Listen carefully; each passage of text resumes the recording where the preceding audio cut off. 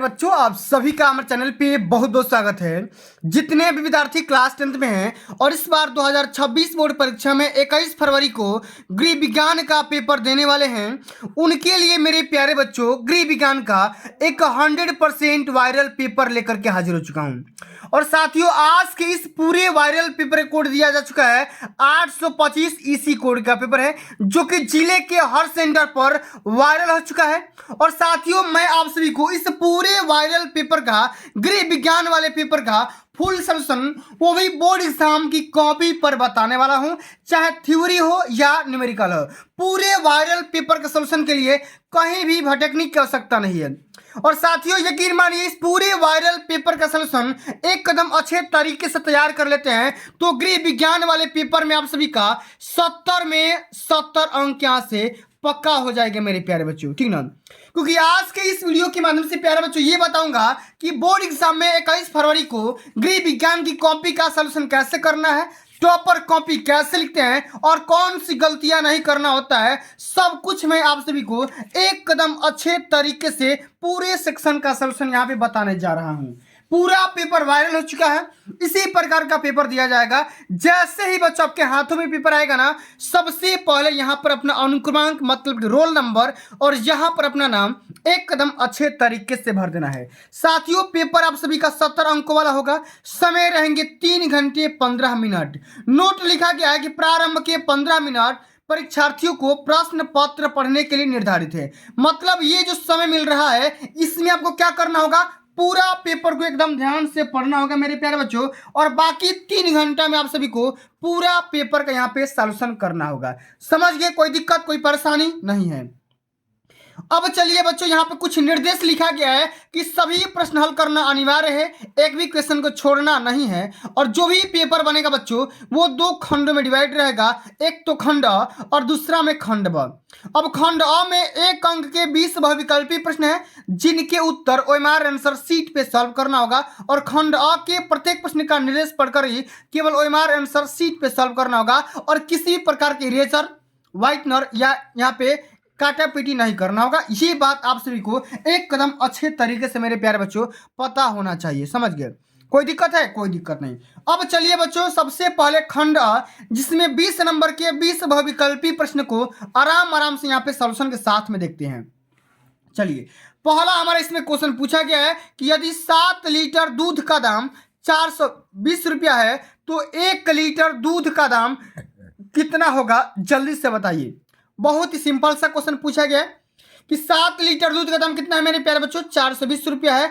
1 litre दूध का दाम निकालना ना, तो 7 से डिवाइड कर दोगे, 7 छक्का 42, मतलब कि 60 रुपया प्रति लीटर निकल करके आ जाएगा। चौथा वाला यहाँ पे ऑप्शन बिल्कुल करेक्ट आंसर हो जाएगा। इतना तो भैया आप आराम से भी कर सकते हैं, कहीं से कोई दिक्कत नहीं आएगा। समझ गए ना? इसी प्रकार से सारे पेपर को नस्ते नाबूद करने जा रहे हैं, समझिएगा। चलिए, अगला क्वेश्चन क्या पूछा गया है कि गिफ्ट चेक में रुपए की राशि कितनी होती है, ये आप लोग जल्दी से बताइए। बहुत ही प्यारा क्वेश्चन पूछा गया, कई बार पेपर में आ चुका है।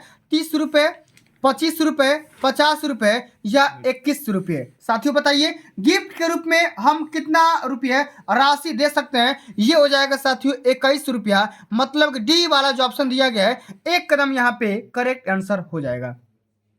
समझ गए ना? अगला क्वेश्चन क्या पूछा गया है कि पारिवारिक बचत की सुरक्षा का साधन क्या होता है, जल्दी जल्दी कमेंट करके बताइए।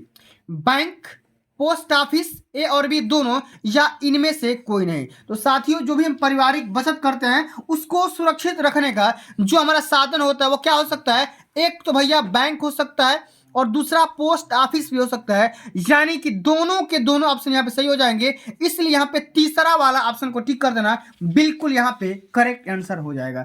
समझ गए ना? चलिए, अगला जो हमारे क्वेश्चन पूछा गया है, आराम से समझिएगा क्या है क्वेश्चन, समझिएगा। क्वेश्चन बोल रहा है कि जल से फैलने वाले कौन कौन से रोग हो सकते हैं, उनका मेरे प्यारे बच्चे यहाँ पे नाम बताना है। जैसे कि पेचिस, अतिसार, हैजा या इनमें से सभी। तो साथियों, जल के माध्यम से फैलने वाले ये सभी प्रकार के रोग हो सकते हैं। यानी कि डी वाला जो ऑप्शन दिया गया ना, एक कदम बिल्कुल करेक्ट आंसर यहाँ पे हो जाएगा मेरे प्यारे बच्चों। समझ गए? 5वां नंबर क्वेश्चन क्या बोल रहा है कि टिटनेस रोग के जीवाणु पाए जाते हैं मिट्टी में, गोबर में, जंग लगे लोहे पर, या इनमें से सभी। तो साथियों टिटनेस का जो भी जीवाणु पाए जाते हैं वो कहाँ पे होते हैं? वो होते हैं साथियों इनमें से सभी लगा सकते हैं, क्योंकि मिट्टी में भी होते हैं, गोबर में भी होते हैं, और यहाँ पर जंग लगे लोहे पर भी होते हैं। चौथा वाला ऑप्शन यहाँ पे बिल्कुल करेक्ट आंसर हो जाएगा। समझ गए ना? इसी प्रकार से सारे क्वेश्चन को एक कदम अच्छे तरीके से नस्ते नाबूद करेंगे। छठा नंबर क्वेश्चन बोल रहा है कि जल का रासायनिक सूत्र क्या होता है? मेरे प्यारे बच्चा बताइए। H2O2, H2O या O2 या HO बताइए। अब मेरे प्यारे बच्चे जल का केमिकल फार्मूला क्या होता है? तो क्या बताएंगे? H2O बताएंगे। दूसरा वाला ऑप्शन यहाँ पे बिल्कुल करेक्ट आंसर हो जाएगा। इसी तरीके से सारा क्वेश्चन पूरा बढ़िया से तैयार कर लेते हैं तो बोर्ड एग्जाम के पेपर में आपका 95% यहाँ से पक्का हो जाएगा मेरे प्यारे बच्चे। समझिएगा, एक एक क्वेश्चन इंपॉर्टेंट है, सभी क्वेश्चन को एक कदम अच्छे तरीके से तैयार कर लीजिए, चाहे वो आप सभी का पार्ट ए है चाहे पार्ट बी है, खंड अ और खंड बी दोनों का सॉल्यूशन यहाँ पे समझना जरूरी है। अगला है क्वेश्चन कि डेंगू कैसे फैलता है? मच्छर के काटने से, घरेलू मक्खी से, तिलचट्टे से, या इनमें से कोई नहीं? बताइए डेंगू कैसे फैलता है मेरे प्यारे बच्चों? ये मच्छरों के काटने की वजह से फैलते हैं। पहला वाला जो ऑप्शन यहाँ पे दिया गया है बिल्कुल यहाँ पे करेक्ट आंसर हो जाएगा। आगे बढ़ जाते हैं। अगला क्वेश्चन क्या पूछा गया कि पर्यावरण प्रदूषण का क्या कारण है? मेरे प्यारे बच्चों नगरीकरण सही बात है, वनों की कटाई, इस वजह से भी हमारा पर्यावरण दूषित हो जा रहा है, प्रदूषित हो जा रहा है, और यहाँ पे नगरीकरण भी दिया गया, ये भी सही बात है। यानी कि इनमें से सभी इस क्वेश्चन का यहाँ पर करेक्ट आंसर हो जाएगा। समझ गए ना? चलिए अगला क्वेश्चन क्या दिया गया है जरा ध्यान से समझते हैं कि कपड़े पर निशान लगाना चाहिए। मेरे प्यारे बच्चों किसके माध्यम से कपड़े पर निशान लगाया जाता है? जल्दी से कमेंट करके बता दीजिए। फ्रेंच चाक के माध्यम से, मिल्टन चाक से, पेंसिल से, या सफेद चाक के माध्यम से? तो बताइए बच्चों कपड़े पर निशान किसके वजह से लगाया जाता है? तो मिल्टन चाक की सहायता से हम कपड़े पर निशान लगा सकते हैं। दूसरा वाला ऑप्शन यहाँ पे बिल्कुल करेक्ट आंसर हो जाएगा। ठीक है ना? बात करते हैं अगला हमारा क्वेश्चन क्या पूछा गया है कि घर में वस्त्र सिलने से बचत होती है। किसकी बचत होती है? धन की, वस्त्र की, समय की, या इनमें से सभी की? तो बिल्कुल यहाँ पे करेक्ट आंसर क्या हो जाएगा? इनमें से सभी हो जाएगा। डी वाला जो ऑप्शन दिया गया है बिल्कुल यहाँ पे करेक्ट आंसर हो जाएगा मेरे प्यारे बच्चों। अगला हमारा क्वेश्चन क्या पूछा गया कि सब्जियों को धोना चाहिए। कब धोना चाहिए? काटने के बाद, छिलने के बाद, छिलने और यहाँ पे काटने से पहले, या इनमें से कोई नहीं? साथियों बताइए कि सब्जियों को कब धोना चाहिए? तो काटने और छिलने के पहले धुलना चाहिए। तीसरा वाला यहाँ पे ऑप्शन बिल्कुल यहाँ पे करेक्ट आंसर हो जाएगा। समझ गए ना? चलिए अब आगे देख लेते हैं अगला हमारा क्वेश्चन क्या पूछा गया है। एक कदम आराम आराम से पूरे क्वेश्चन को समझते हैं, पूरा नस्ते नाबूद करेंगे। बोर्ड एग्जाम में 95% लाना है ना, एक कदम अच्छे तरीके से यहाँ पे तैयार कर लीजिए कि आंखों में नींद बहुत है पर सोना नहीं, और यही समय है कुछ कर दिखाने का, इस समय को खोना नहीं। मेरे प्यारे बच्चों अगर टारगेट स्कोर करना है तो पूरा वीडियो देखना पड़ेगा, ठीक ना? रोगी का भोजन कैसा होना चाहिए? बताइए चटपटा, वसी प्रकार का, सुपाच्य, या बिना पका हुआ? तो रोगी का जो ही भोजन होता है ना मेरे प्यारे बच्चों वो बिल्कुल सुपाच्य प्रकार का होना चाहिए, आसानी से पचने वाला होना चाहिए। तीसरा वाला ऑप्शन यहाँ पे बिल्कुल राइट आंसर यहाँ पे हो जाएगा। आगे देख लेते हैं कि भोजन पकाने में किसका प्रयोग हानिकारक होता है? बताइए पानी का, सोडा का, नमक का, या चीनी का? तो साथियों बताइए भोजन पकाने में किसका प्रयोग हानिकारक होता है? तो सोडा का इस्तेमाल कम से कम करना है। दूसरा वाला ऑप्शन यहाँ पे बिल्कुल राइट आंसर हो जाएगा मेरे प्यारे बच्चों। अगला हमारा क्वेश्चन क्या दिया गया है कि मोच की क्या पहचान होती है? दर्द होना, मांसपेशिया में खिंचाव आ जाना, सूजन आ जाना, या इनमें से सभी?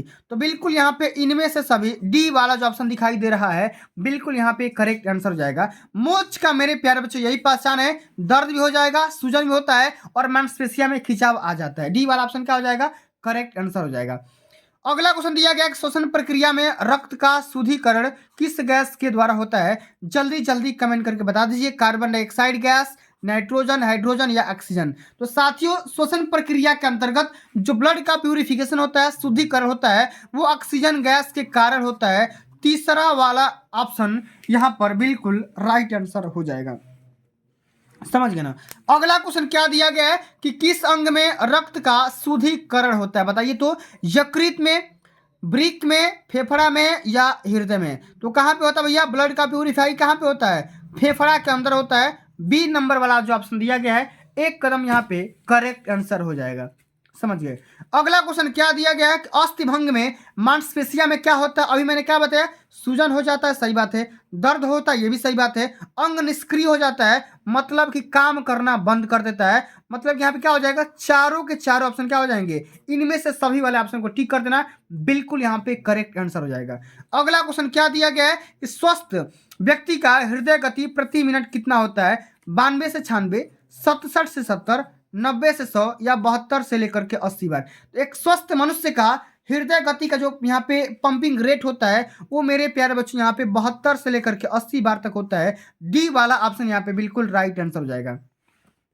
अगला क्वेश्चन क्या दिया गया है कि थर्मामीटर की सहायता से क्या ज्ञात करते हैं? नाड़ी की गति, श्वास की गति, रक्तदाब या शरीर का तापमान। तो मेरे प्यारे बच्चों थर्मामीटर के माध्यम से हम बॉडी का टेम्परेचर मापते हैं। डी वाला ऑप्शन यहाँ पे क्या हो जाएगा, बिल्कुल करेक्ट आंसर हो जाएगा। समझ गए ना। चलिए आगे देख लेते हैं। अगला जो हमारा क्वेश्चन पूछा गया है, अंतिम नंबर क्वेश्चन है कि मानव शरीर में पसलियों की संख्या कितनी होती है? बताइए, 20 होती है कि 22 होती है कि 24 होती है कि 28 होती है? तो हमारे बॉडी में कितनी पसलियां होती है? 12 जोड़ी होती है। कुल पूछ दिया है तो 24 बता दोगे। सी वाला ऑप्शन यहाँ पे बिल्कुल करेक्ट आंसर हो जाएगा मेरे प्यारे बच्चों।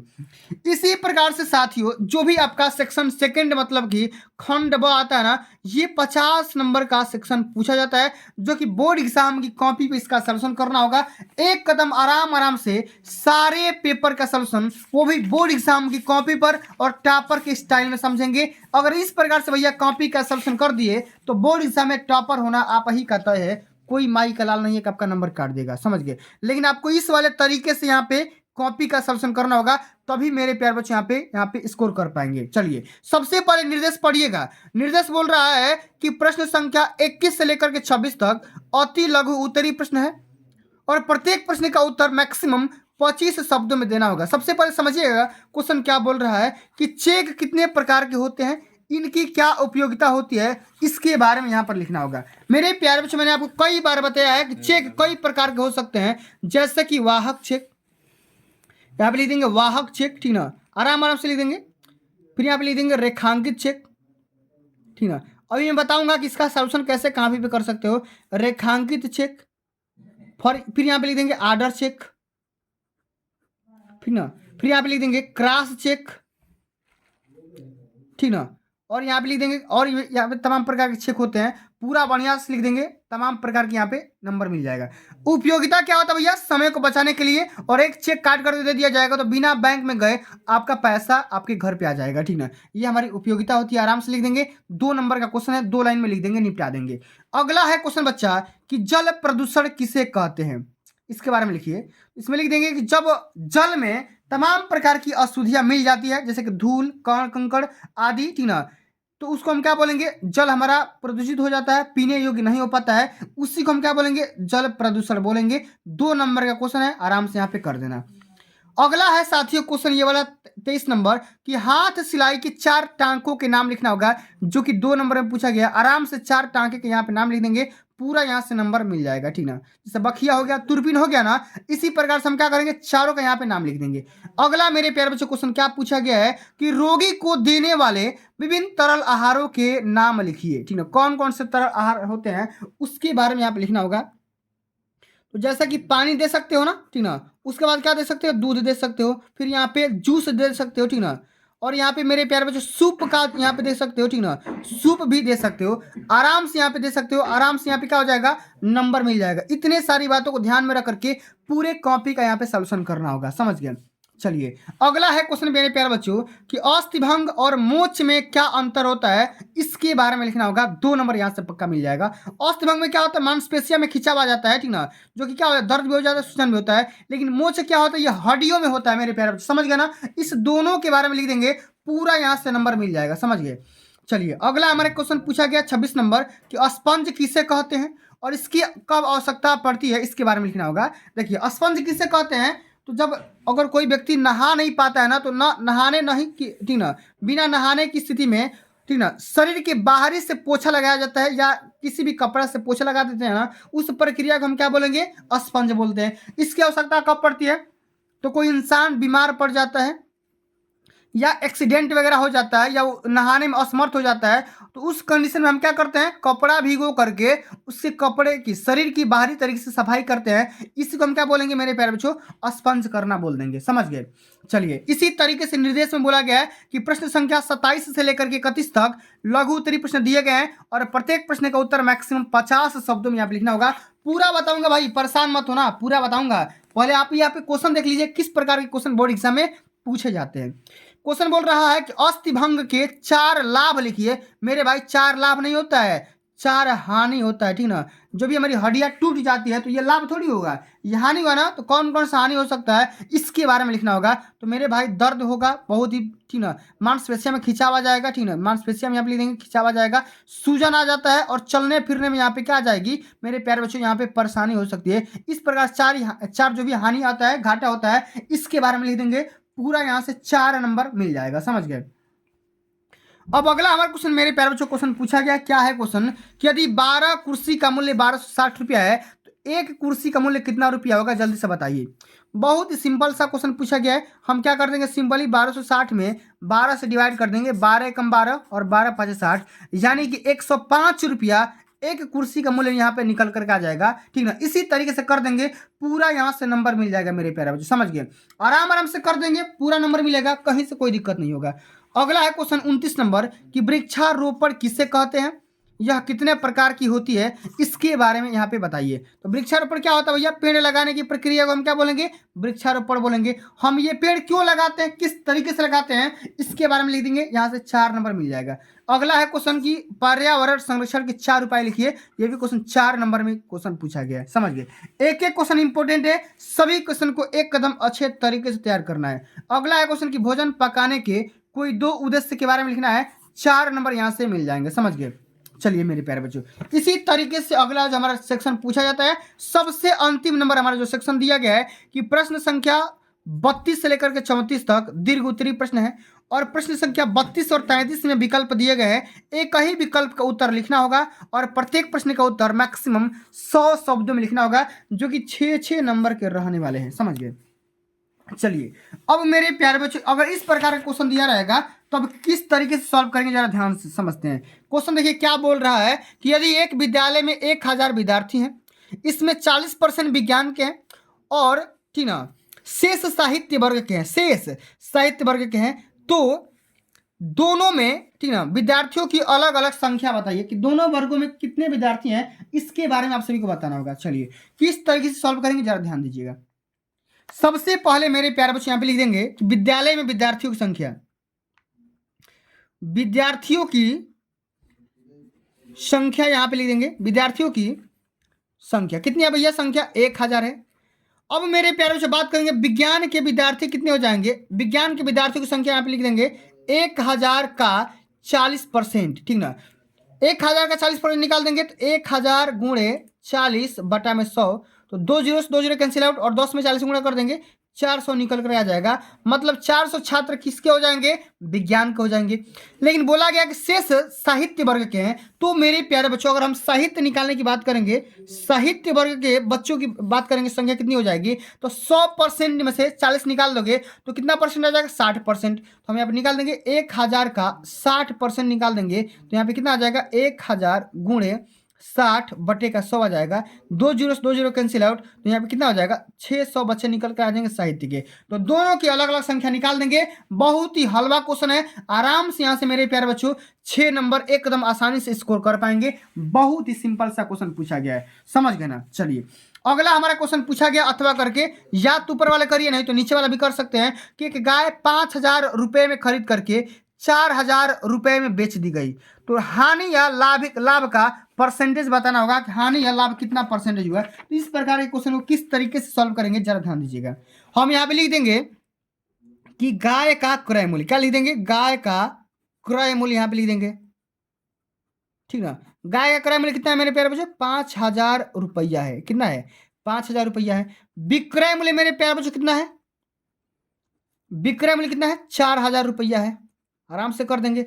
अब मेरे प्यारे बच्चों जब बात करेंगे कि भाई खरीदे हो 5000 में लेकिन बेचे हो 4000 में, तो यहाँ पर क्या हो गया, हानि हो गया। हानि हो गया ना, हानि बराबर कितना हो जाएगा, क्रय माइनस विक्रय, क्रय माइनस विक्रय। क्रय मूल्य में से जब विक्रय मूल्य घटा दोगे तो हानि निकल कर आ जाएगा।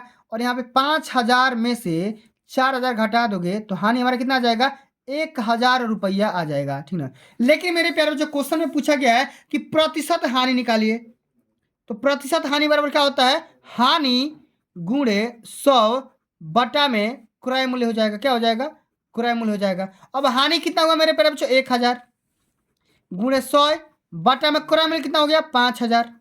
तो 3 जीरो से 3 जीरो कैंसिल आउट, और 5 से ये 2 बार में कट जाएगा, मैंने 20 बार में, यानी कि टोटल 20% की यहाँ पे कितनी हो जाएगी, हानि निकल कर आ जाएगी, ठीक ना। इसी तरीके से बोर्ड एग्जाम में कर देंगे, धुआं धुआं हो जाएगा, 6 नंबर की बारिश हो जाएगी मेरे प्यारे बच्चों, समझ गए। चलिए अगला हमारा क्वेश्चन क्या पूछा गया है कि सिलाई किट किसे कहते हैं, क्या पूछा गया है, सिलाई किट किसे कहते हैं, और उसमें रखने वाले सामानों की सूची बनाइए और प्रत्येक का उपयोग के बारे में भी लिखना होगा, ठीक ना। सिलाई किट क्या होता है, एक सिलाई किट एक इस प्रकार के बक्सा होता है जिसमें हम सिलाई से संबंधित सुई, धागा, टेप, कैंची सब कुछ रखते हैं। उस डब्बे को हम क्या बोलेंगे मेरे प्यारे बच्चों, उस डब्बे को हम क्या बोलेंगे, सिलाई किट बोलेंगे। और कौन कौन सा सामान रखा जा सकता है उसको यहाँ पे नाम लिख देना पूरा बढ़िया से, जो मैंने बताया ना, सुई, धागा, कैंची, टेप वगैरह जो भी यहाँ पे लिखा जाता है, आराम से बटन वगैरह सब कुछ यहाँ पे लिख देंगे, पूरा नंबर मिल जाएगा। और उसका जीवन में हमारा क्या उपयोग है, इसका भी हमारा यहाँ पे उपयोग के बारे में लिख देंगे, पूरा यहाँ से 6 नंबर मिल जाएगा। नहीं तो ये करिए 18 वर्ष के लड़के के पैजामे की ड्राफ्टिंग किस प्रकार से कर सकते हैं, इसके बारे में कर सकते हैं, ये भी क्वेश्चन 6 नंबर में पूछा गया है, समझ गए। अंतिम नंबर हमारा क्वेश्चन पूछा गया बच्चा कि भोजन में कौन कौन से आवश्यक तत्व पाए जाते हैं, ठीक ना, और हमें उनसे क्या लाभ होता है इसके बारे में लिखना होगा। कार्बोहाइड्रेट, प्रोटीन, वसा, ठीक ना, खनिज तत्व जो भी पाए जाते हैं ना उसका यहाँ पे नाम लिख देंगे पूरा बढ़िया से, ठीक ना। क्या लिख देंगे, कार्बोहाइड्रेट, कार्बोहाइड्रेट, प्रोटीन, वसा, ठीक ना, विटामिन। मेरे प्यार बच्चों बस खाली इतना नाम नहीं लिखना है, इसके बारे में आपको लिखना होगा कि कार्बोहाइड्रेट का क्या महत्व होता है, प्रोटीन का क्या काम होता है, वसा का क्या काम होता है, विटामिन का क्या काम होता है, इसके बारे में अगर आप बना बना करके लिख देंगे तो पूरा यहाँ से 6 नंबर मिल जाएगा मेरे प्यारे साथी, समझ गए। इतना बात कोई दिक्कत है, कोई दिक्कत नहीं। इसी तरीके से मेरे प्यारे बच्चों मैंने आप सभी को ये पूरा वायरल पेपर का सलूशन एकदम अच्छे तरीके से एनालिसिस करवा दिया, ठीक है। अब मेरे प्यारे बच्चों कॉपी का सलूशन कैसे करना है, तो बिल्कुल इसी तरीके से मैं यहाँ पे आपको फुल कॉपी दिखा दे रहा हूँ, आपको इसी तरीके से कॉपी का सलूशन करना है। सबसे पहले खंड व वर्णनात्मक प्रश्न, अति लघु उत्तरी, फिर यहाँ पे प्रश्नोत्तर संख्या 21, 22, फिर यहाँ पे 23, 24, 25, 26, 27, 28, इसी तरीके से एकदम हेडिंग डाल डाल करके ब्लू और ब्लैक पेन के कॉम्बिनेशन के साथ में लिख दोगे ना मेरे प्यारे बच्चों, तो टॉपर बनने की गारंटी इस चैनल के माध्यम से मिल जा रही है, ठीक ना। आपको आराम से पूरा नंबर मिल जाएगा, कहीं से कोई दिक्कत नहीं होगा। लेकिन आपको ध्यान रखना है कि कॉपी का सॉल्यूशन बिल्कुल एकदम अच्छे तरीके से इसी ढंग से करना होगा मेरे प्यारे बच्चों। तो चलिए साथियों, आज के लिए बस इतना ही। अगर ये वीडियो आप सभी को अच्छी लगी होगी, हेल्पफुल लगी होगी, तो वीडियो को एक प्यारा सा लाइक पहुंचा देना, जितना हो सकेगा वीडियो को आप लोग शेयर कर देना, ठीक ना। और अभी तक चैनल पर नए होंगे तो सब्सक्राइब वगैरह भी कर देना। और मेरे प्यारे साथियों, आगे किस विषय पर वीडियो चाहिए आप लोग कमेंट के माध्यम से अपना फीडबैक जरूर दीजिएगा। चलिए बच्चों, मिलते हैं अगली वीडियो में, तब तक के लिए जय हिंद, जय भारत, वंदे मातरम।